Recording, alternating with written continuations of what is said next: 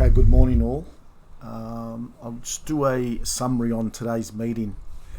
Again, the Flemington meeting this carnival has been a little bit frustrating for me. I can't seem to get these tracks right, and I aborted a could have been a winning meeting on Thursday. But again, everybody, it's my call. My hands up, I got it wrong what I thought the track was doing. I was adamant that track was a soft 6. I know that the sheets came back. So look, and I say this with more to everybody. There are a lot of people that do ignore me. This is my call, what I do. If you want to ignore me, then by all means, all I go off is I just go off the data, and I do a lot of work in between races, and I get feeds coming through. I've got people that are actually on track that are giving me information about the times. I'm heavily invested in times, like extremely, and what the track's doing. So on Thursday, it was more about aborting a track that I thought was no good. And I was a little bit frustrated, admittedly. We had a couple of races that I thought that just went at really bad pace. But like I said, I'm getting it right more often than getting it wrong. And I definitely got it wrong on Thursday by aborting. But again, if I do it 1,000 times, and out of 1,000 times, 700 times we're right and 300 times we're wrong, we're still going to be ahead. All right, so let's have a quick look at race 1. What have we got here? These runners on top. 2 is the sub runner. If he hits over $50, throw a coke and a kebab, blah, blah, blah. Race is a small lottery, so let's watch the markets. Again, it's going to be a market watch race. Okay, number 1 is again it's an import, so I've got to watch what these runners have been killing us. All right, so and also we've also got to beat number 10, so I've got to watch the markets on the 1 and the 10, and then I'll make a call. It's not a great betting race, but it also could be a nice betting race. It just all depends what the markets are doing. We've got the pot at 72%, so there is room for us to move. Now, I just want to quickly go over the pot. And when I say movement, all right, everyone's got the tools in there to adjust prices. Okay, so when we say movement, like number 4 at the moment I got it rated at 432 and it's well over. But let's just say that thing was 390 and that pot was 72%, and all these runners are well over minimum rated price. All right, take 390, take 380. As long as you're not dipping ridiculously low on certain runners, then that's fine. The higher the pot, we've got a little bit of movement. We all know the percentages, 10-15% movement on runners. We don't want to be ridiculous. If we've got a horse rated at $10 and it's now $6, well, obviously you drop it. All right? You don't want to be getting into a habit of just dropping runners, just for the sake of backing them. All right? Remember, the more you drop, the less percentage you're going to get back in profit. Okay? So we quickly go to race 2.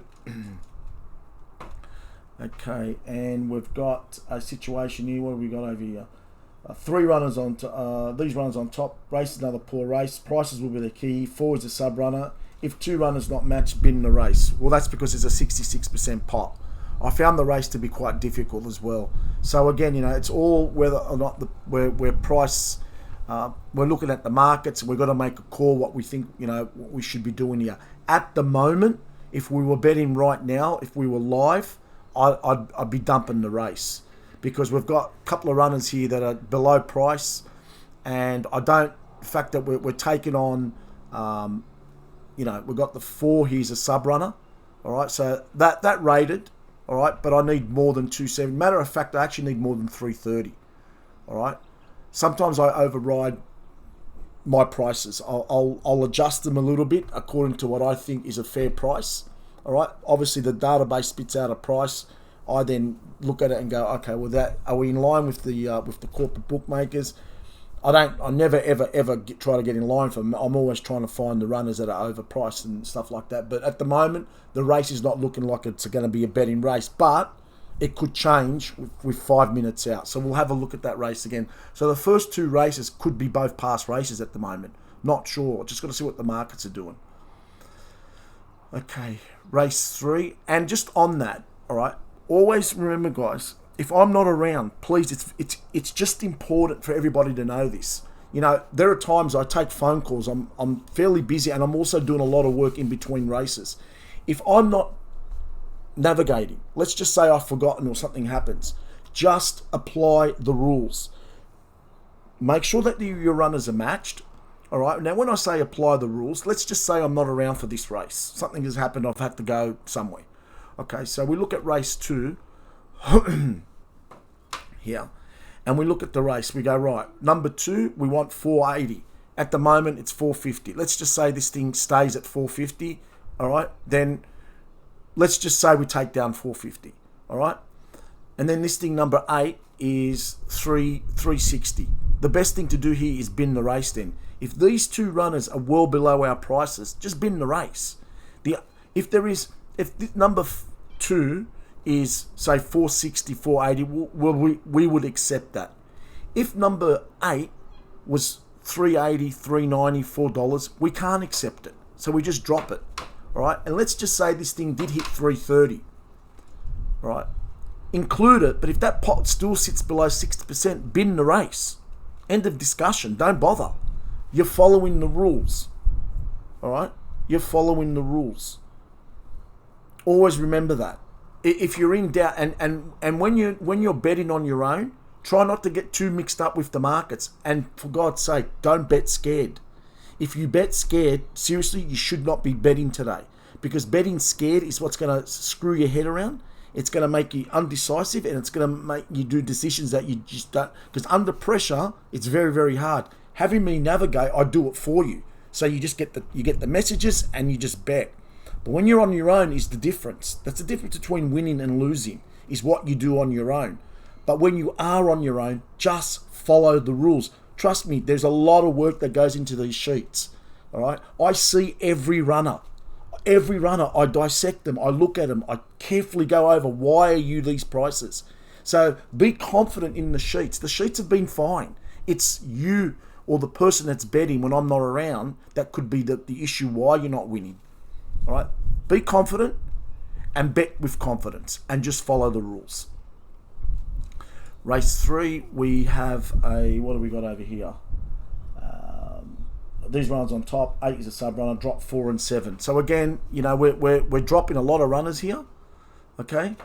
And we're starting to look at you know, we're 3 races in, despite a high pot. Again, it's a 50-50 call now. We're looking at it and going, what do we do here? Well, what we do here is simple. Pretend I'm not around, okay? And I will be around, but let's just say I'm not around. The 3 is matched, we bet. You watch the 4. Now, what we're looking for in the 4, if this thing dips below 420, so if this thing goes from 420 to 350 or 320, perfect, take it on. It's when this thing sits at 420 and starts, it doesn't go to a ridiculous price, but let's say this thing goes 420, 480, $5, and then all these other runners here are getting heavily backed, that 4 is going to be on. Trust me on that one. It's going to still be on. And now here, look at the 5. That's okay. The 6, we've got a thing, and we've got the 8 is the other runner here that you've got to watch. What you've got to watch here is the 4 and the 8. You don't want, when you see this 4 here hovering around the same price, and this thing here is hovering around the same price, and our runners are being backed in, that's when you are bought. Again, guys, I do the opposite of what everyone else does. If you see the 7 and the 8, the 4 and the 7 getting heavily backed, and our runners are getting the slight wobbles, and are hovering around our price, and we can get them matched, bet. That's when you bet. Think opposite of what I've always taught you guys. Think the opposite. Okay? I will be here navigating, and I will do this for you. But sometimes I want you to start putting yourselves in my feet, what I'm thinking, and the best way to do it is to do it on your own sometimes. Race 4. These runners on top drop 5, 7, 10. Race is a mess. Also watch 14. So as you can see here, all right. Again, we've got a nice pot, all right, and we've dropped 3 runners. Okay, we've actually dropped 4 runners, but again, all right, all we have to do here is just follow the rules. Okay, we just follow the rules here. Now, the signs that you got to look for, the 5 again. If this thing stays around the $3 mark.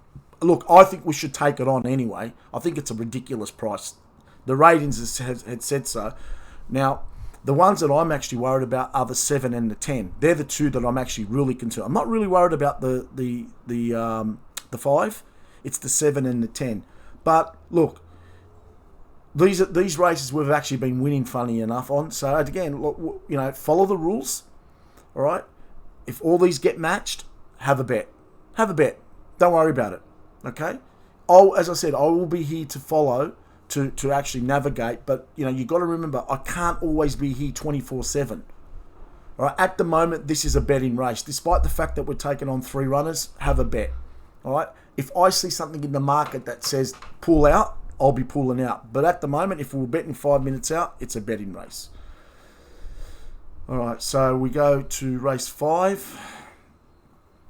Okay, so this is another hard race because we've got 2 imports. We've got the 1 and the 2. Now, I don't have enough data on these bastard bloody imports, and they've been killing me.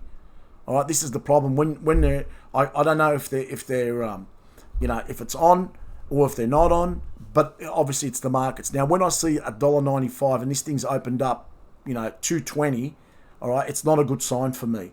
There's obviously something there about this horse that tells everybody that. Now, I have a few runs rated on this runner, but not enough to suggest at $2. And the same with the 1. I have a couple of rated runs on it, but not enough to suggest its price. So I'm left with no choice. I have to drop it. All right, the pot's fairly decent. It's a 243% pot. So for the sake of, 1.43 units, have a bet. Bet on the race. Okay, we'll take them on. And if they beat us, they beat us. So be it. We're not outlaying big money in order to beat them. All right, they might beat us, they might not. As I said, I don't have the data on them. All right, and over the carnival, they have sort of thrown me out. So, but at this stage, it's a betting race. As long as we can get price on all of them. Now, again, we go to race 6. And this is another race where I found extremely difficult. There's the usual suspects, the 2 and the 3. I've dropped the 2 and the 3.